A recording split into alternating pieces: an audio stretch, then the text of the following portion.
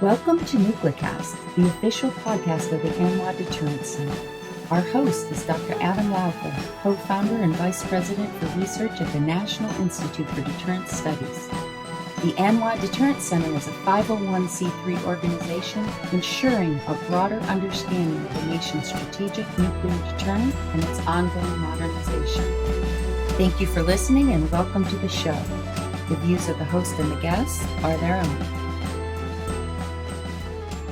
Welcome back to another exciting episode of Nuclecast. Of course, I'm your host, as always, Adam Lowther, and today we have a great guest. Nick Eftimiades is a retired senior intelligence officer who specialized in China, and particularly espionage, Chinese espionage, and he's now a senior fellow at the Atlantic Council, where he works, of course, on China. Nick, welcome to Nuclecast. Thank you very much, Adam.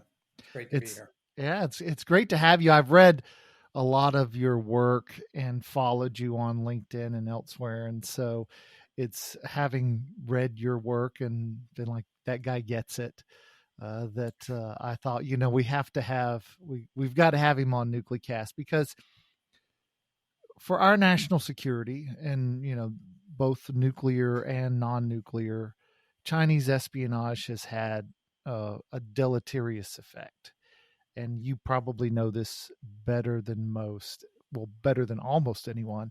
Can you give us a sort of a synopsis of what's been taking place and what the impact of it is? Sure.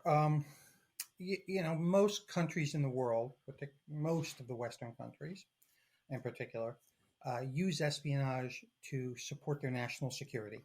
Right? Country X is telling us the truth because we know through spies that they're actually doing what they say they're going to do. Country Y is building nuclear forces in accordance with the treaty that we agreed to.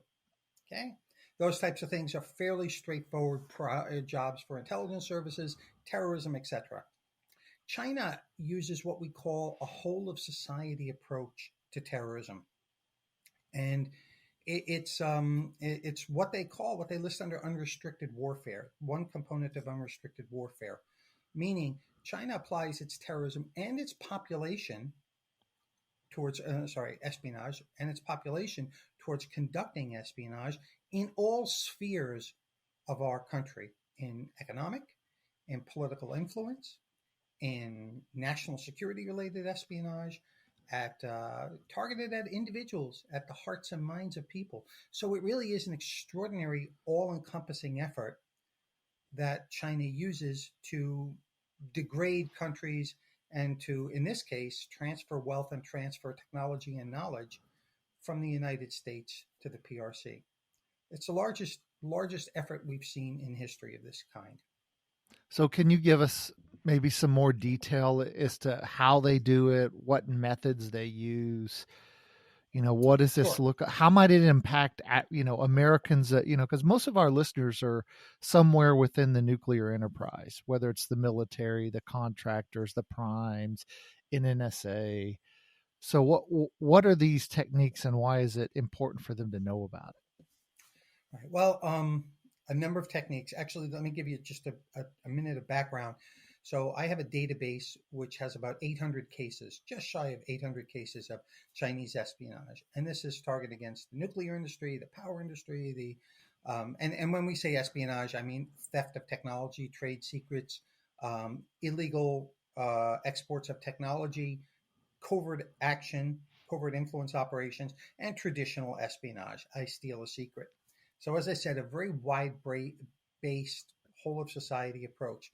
For our cases such as the nuclear industry, and I'll just cite the old example of Allen Ho case, in the theft of nuclear technology, specifically modularized reactors in this case, for China to build, and in that case, Allen Ho was actually contracting individuals in the nuclear industry to transfer that technology back to China on behalf of a state-owned enterprise. Right? So on behalf of a Chinese government-owned enterprise.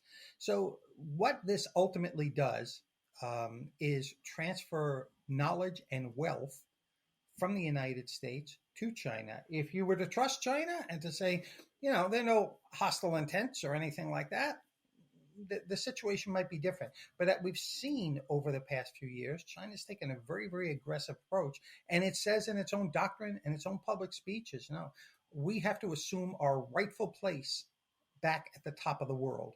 That's China's perspective. We need to change the world order, to change the rules-based order we have in the world to suit China. Those aren't my words, those are theirs. So China looks for dramatic change. It looks for dramatic change to become, the world's leader. And to get there, it's conducting espionage. So we have all sorts of foreign policy friction issues that come as a result of this. We have a very predatory economic competitor, which literally steals U.S. I mean, the solar panel industry in the country collapsed because China stole our solar panel technology and techniques, and then turned around and government plowed money into those industries. Same thing for the steel industry. We have lost millions and millions of jobs in the United States to China's theft of technology, theft of trade secrets, and predatory practices. So we have a geopolitical component of this, that we actually have a nation that's rising that says, no, we're changing the rules-based order in the world and we're going to be on top, period. We have a military component. China now has the largest navy in the world. It still categorizes itself as an emerging country for economic benefits in the World Trade Organization, and yet it has not only a space station, but the largest navy in the world. And then there are the real-time economic components of it that affect every American. So 3 distinct areas. So as you think about the Chinese and what they've done, you hear the director of the FBI, come out and say, hey, this is a serious problem. And it's been, it's been around my entire career. And I wonder why we've not dealt with it in a more serious way. We wanted this peaceful rise of China, and so we sort of seem to accept all of this theft and the degradation of the U.S. economy. We sort of accepted it, that it's okay if U.S., like you say, the steel industry, the solar industry, if they're essentially devastated, but this China will become democratic and peaceful, and therefore it's okay. Why did we make those choices and sort of let this happen without retaliation? Back in the 90s, when most favored nation status was up for decision, as well as allowing China to enter the World Trade Organization, we had these discussions. We had them publicly. We had them as policy issues. Some of us said, the Chinese Communist Party is not like this. You're misunderstanding the CCP and what they want. And you really just got to look in the Chinese and you'll see it. And then on the other side of that argument were 3 components: ignorance, arrogance, and greed. We had ignorance on the part of politicians and company officials who just didn't understand or didn't want to understand what China really wanted on this. We had arrogance, particularly in American politicians, who thought inside every Chinaman is a freedom-loving American dying to get out. I mean, that was the approach. Oh no, don't worry. The minute and the arguments were in the media all the time. The minute that they get, a taste of freedom and a taste of making money, they're going to change into a democratic system. We had invitations for China's National People's Congress coming over to meet the U.S. Congress. All these types of events, these types of ideas for influencing China to take a free and democratic path. So we have ignorance, arrogance, thinking everyone wants to be an American, and then greed. And greed played a big part of it. Greed on the part of our companies who felt, I sell one cigarette to 1.4 billion people, and I've made a fortune. We had greed on the part of politicians. I mean, Congress got a lot of donations from the American corporate base in order to shift its status to supporting most favored nation status. And we've had this for decades now. Only now, in the past 5 years, or since, maybe 10, 6, 7, 8, 9 years, has the U.S. started to come to a realization that, China doesn't think this way. In fact, they've become far more draconian and authoritarian inside the country than the U.S. ever thought would happen. And lots of people are admitting they're wrong now. So Yeah, it's been interesting to see how, at least publicly, there's been a a change towards China. The majority of Americans see China as the biggest threat. There's this idea of a peaceful rise it's gone. But the question then now is, do people see China as a real threat, or are they still underestimating the aspirational goals and the willingness to fight for those on the part of the Chinese? That's a really interesting question, particularly the second part of it. There are a couple of issues in what you asked. Number one, it's not that they're underestimating; it's that China has a doctrine of what they call unrestricted warfare.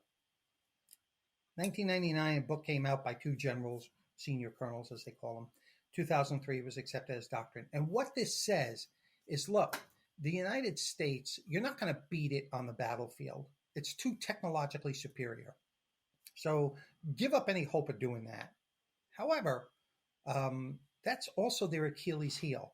The Americans are so enamored with technology that their economy is completely vulnerable. Their political system is completely vulnerable. As individuals at individual levels in creating thought and changing thought, they're completely vulnerable. So don't bother with the battlefield.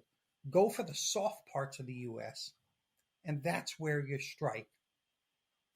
This is called unrestricted warfare, and we don't have a system that's set up to deal with that. We have, it's proving very difficult in a free democracy to be able to contend with that. How do you contend with issues like TikTok, right? And, what the government could be collecting as, what the Chinese government could be collecting as far as personal identifiable information, and how that can be manipulated to direct media at specific groups and people and things like that. It's just, we don't have a system. Look, no one puts steel on target better than the United States military. Okay. That we happen to be very, very good at. But in this case, it's completely irrelevant because it's not the battle that China's fighting and that they said they're going to fight. So during the Cold War, the Russians sort of developed,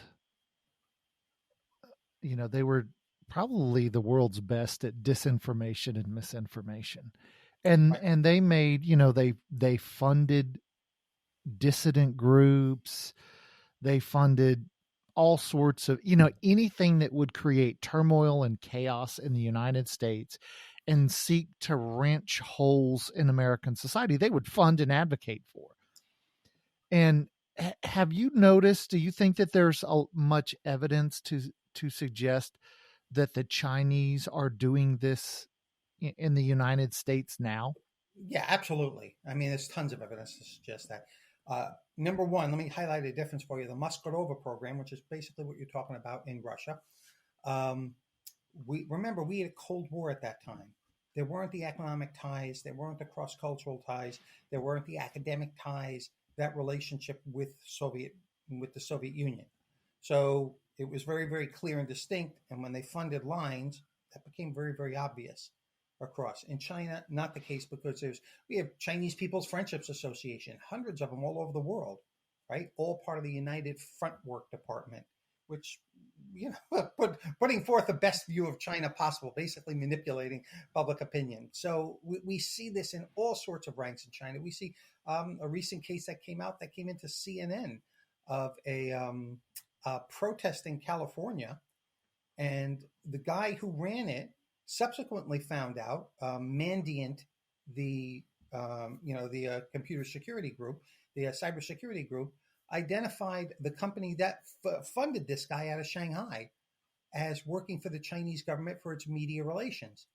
So we see cases and the guy said to CNN in an interview, I had no idea. The protests that I ran on behalf of China that they were on behalf of China. There were issues of racism in the United States. He had protests, but he was funded to do it out of China. We see things like that all the time. We see China offering up to $400 a person for people coming to protest in support of China at different events, particularly when dignitaries visit. We see threats and we see physical assaults of people who are protesting against China in any way, or even as even in Falun Gong as just a spiritual group, right? And we see literally embassy officials pointing out and watching assaults happen, at protests. So China is, a Connecticut high school was criticized by China publicly for holding a Human Rights Day. In all aspects of society, we see China there manipulating, trying to stir up dissent within the country, and trying to manipulate the population, particularly the Chinese diaspora, to support its positions. Yeah, you mentioned the Chinese diaspora, and it's there's a friend of mine who works for the Air Force. He's works in international affairs and sat on the China desk, and he wrote an article, and we talked about this, that he would meet with the Chinese government officials as we were doing official track 1 events, and they would like to remind him, hey, you are Chinese, you're one of us. And of course, he's a third generation American, so he saw himself as American, but the Chinese always saw him as Chinese and having a duty to support, defend, aid China. And so right. This is China's position and lots of people say China is not a country, it's a civilization. So, and you can look at this in Chinese doctrine forever, that overseas Chinese are part of China. Yeah.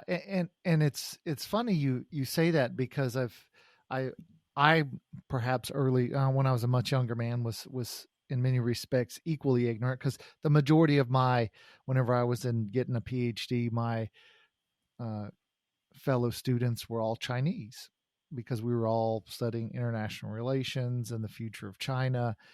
And as we would sit and have talks and spend, time together, I came to quickly realize that the Chinese they're not communists, but they're nationalists. They're actually, this is the hypocrisy of the system, is that, the Communist Party is actually a nationalist party, which is antithetical to communist teaching.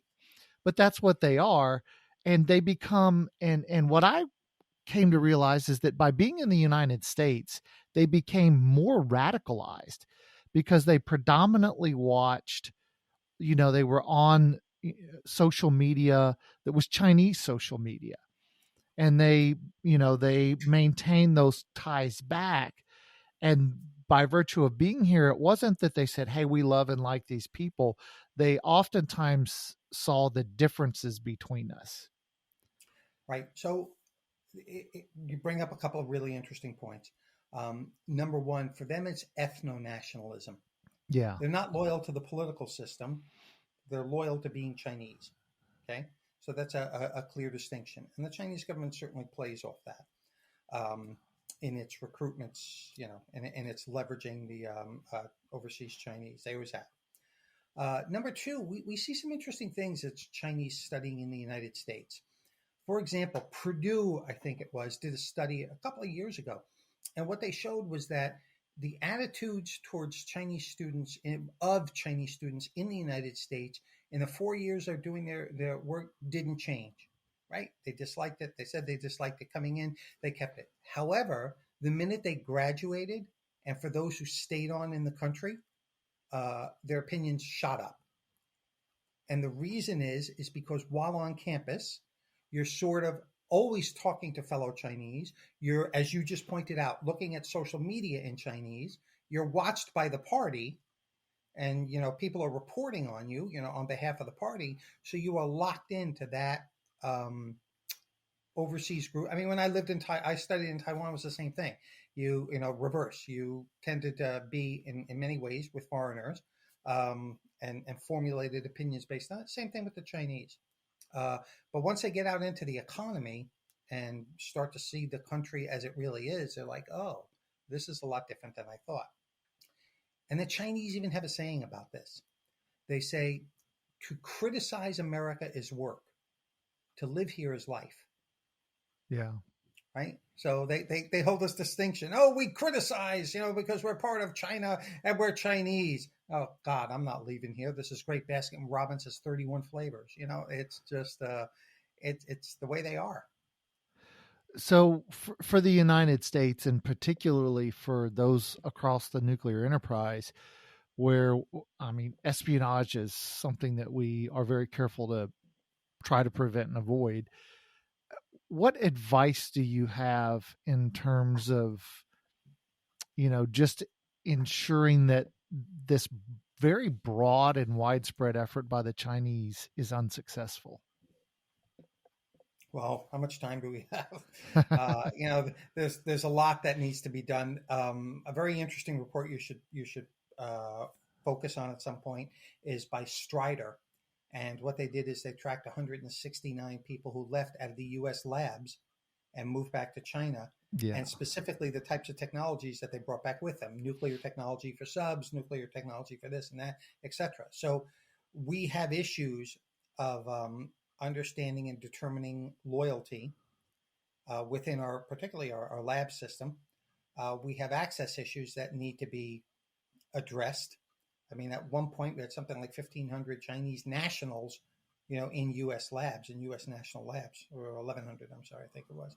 So there's a lot wrong with this picture, and I can't begin to go into all the security and insider threat and all those types of actions that need to be addressed, as well as educate, and probably foremost, education of the workforce. The workforce has got to understand, how many people know what China's doctrine is and how they view the United States, and its idea towards being the number one country in the world on top of all others. Not many. So education is a big part of this, awareness and education throughout the nuclear industry. Yeah. Now, if you were to get in front of a group of senior leaders in NSA, DOD, and perhaps industry, what sort of would be your message to those leaders, particularly what you would want them to take away and then go do? What would be their go-dos? Well, so there's a lot to that. The go-dos are kind of different for each group. The go-dos for the government are, you've got to fix your structural issues that aren't letting you protect industry. Granted to the FBI and the CIA's security and counterintelligence and security center, they are trying, but we're not really structured to deal with this problem, as I mentioned earlier. So our government has to figure out the structural issues. I don't worry about them too much in the passage of secrets, because I've trained over 1,000 counterintelligence officers, and they do what they always do. They circle the wagons, they throw blankets on top of their secrets, and they sit on it and say, "Yay, the world is free for democracy because we're protected." They're not the ones I worry about. I worry about the industry.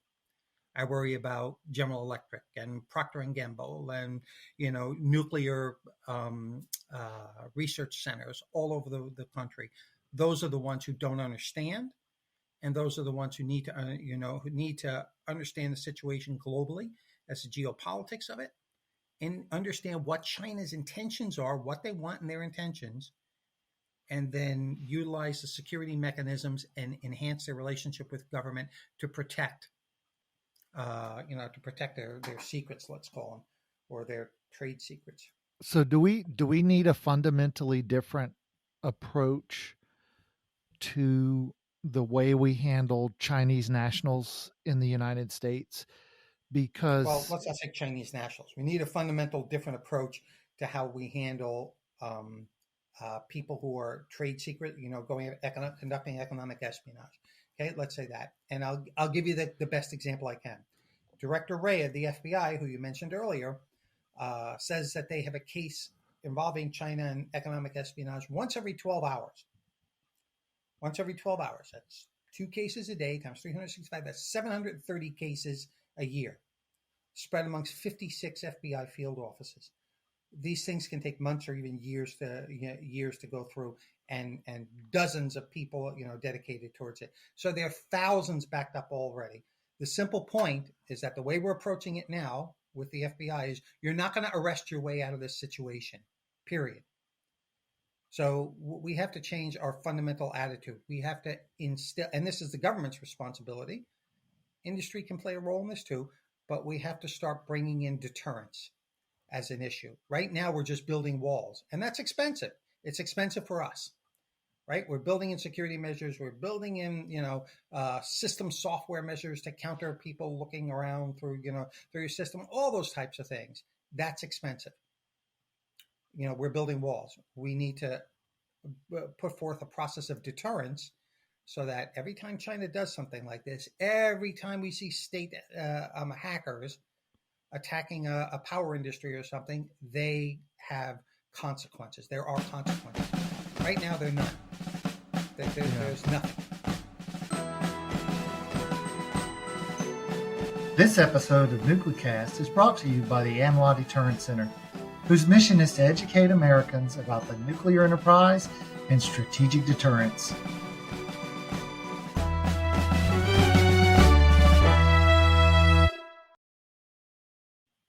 Well, the great thing is it's that time in the show where Bob the Genie comes out, and as I rub my magic lamp, of course, Bob pops out. And as you know, Bob grants 3 wishes to all of our guests. They just have to be on the topics we've discussed. No world peace, none of that stuff. So now that you've established the challenge we face, you've got wishes that will fix it instantly. So what would wish number 1 be? Wish number 1 would be to spread awareness in the relative industries on the actual threat, and the government, and the actual threat that they're facing relative to China. Okay, so awareness. So the industry knows not everybody is altruistic, and that some of them work for foreign governments. Okay, so number 2. Gosh, number 2. Number 2 is that government is able to restructure itself to be able to contend with this threat, to be able to contend with China's doctrine, and to be able to be effective in contending with it. Because right now we're not. And so, what sort of a couple of 3, restructure by doing these things? What would those be? That's really tough, but I would have to put a lot of thought into it. But number 1 is we have a better means of deterrence.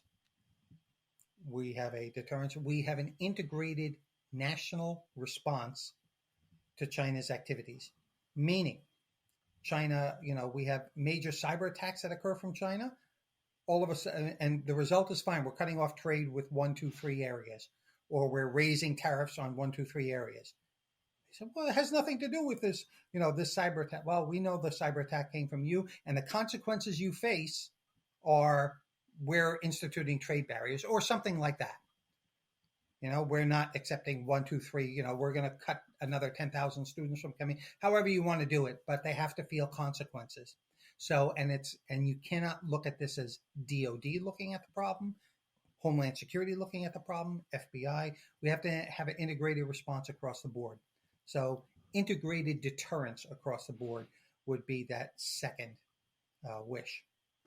Okay. And your 3rd wish? Third wish, I'll be a little self-serving, if it's okay with you and the Genie.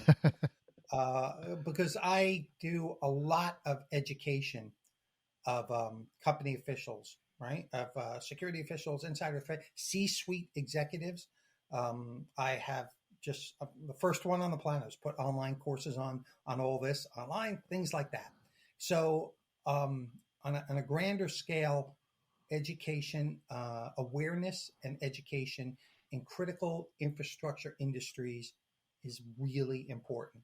And that's the 3rd one, that we're able to to spread awareness amongst people, and then education amongst the people who really need it within the critical infrastructure industries. And of course, that education leads to action. Yeah. And so for your desired action, is it, greater care in who you hire? Because the challenge is, it's a broader challenge for all of us. And we talk about the workforce a lot on Nuclecast, and Americans want to be, they want to be social influencers, and they want to be, we have this aspiration to, that everything about our lives is broadcast to the world, and we don't aspire to be engineers. And if you look at engineering faculty in many universities, you don't see native born Americans. You see immigrants who have come and gotten PhDs and stayed. So as you think about, highlights the importance of that kind of immigration. But yeah, you're right. The fundamental revamp of the American educational system is important as well.